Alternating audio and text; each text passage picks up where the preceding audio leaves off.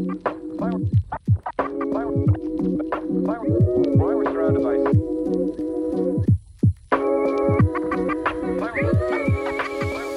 guys, welcome back to the channel.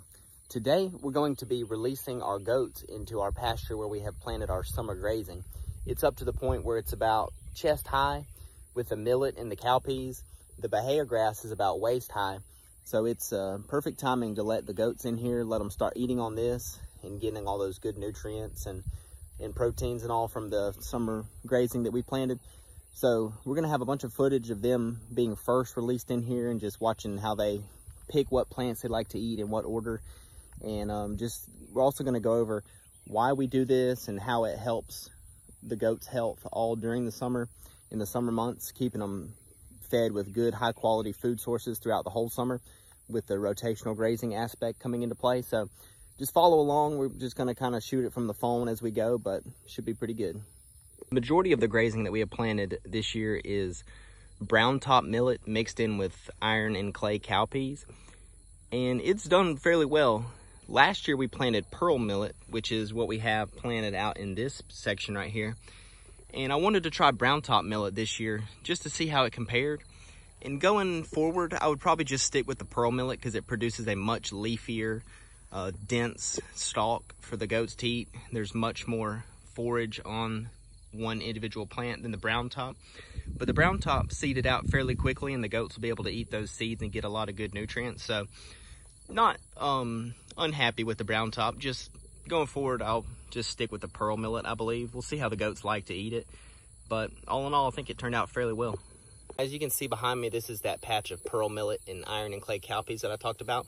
This patch of ground was tilled up and planted for the first time this year, so the pearl millet didn't do as well as I was hoping, just because I don't think the soil has as much nutrients as after we plant peas and rye for a couple years, but turned out fairly well. It's pretty thick. Got a lot of good seed heads already popped up on the pearl millet. Not as many as the brown top. The brown top seeds out a little bit sooner than the pearl millet, but all in all, pretty good.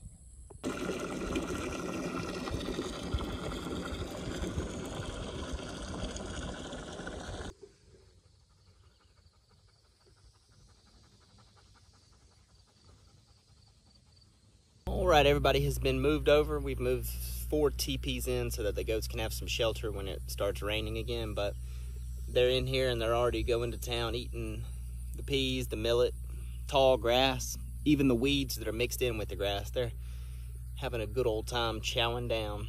So I'd say it was definitely a success.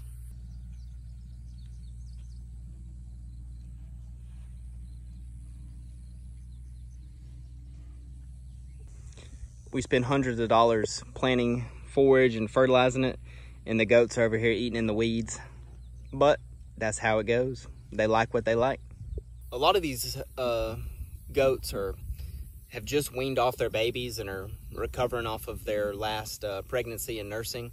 So it's good that they're in here with all this thick food that they can just eat as much as they want and start replenishing their nutrients and all back up and get ready for the next breeding season.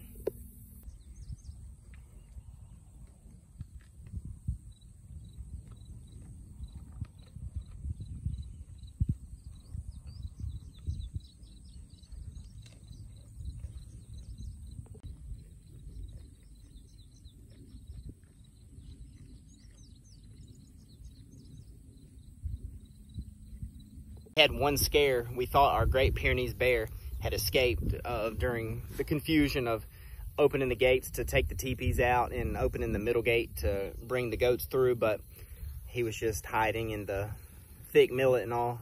Found him a nice shady spot. So crisis averted, everybody's accounted for, and they'll be in here for a couple months.